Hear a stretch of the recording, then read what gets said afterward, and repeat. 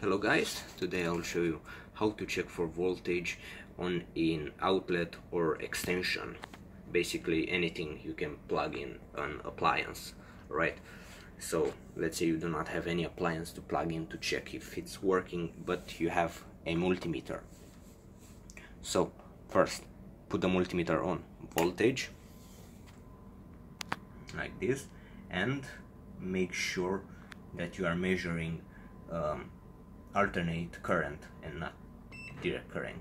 This is the sign for alternate current. Alright, you can press select or change or whatever your multimeter has until you have this sign, otherwise it will indicate incorrectly.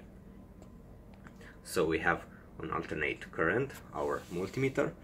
We can now put one pin in a hole and the other one in the other hole and check for voltage, and we have around 220 volts, which is correct. And that's all. That's how you check for alternate current, for voltage on an outlet. And you can use this method anywhere. You can check even on some appliances if you have access to their wires. It does not matter the order of the pins,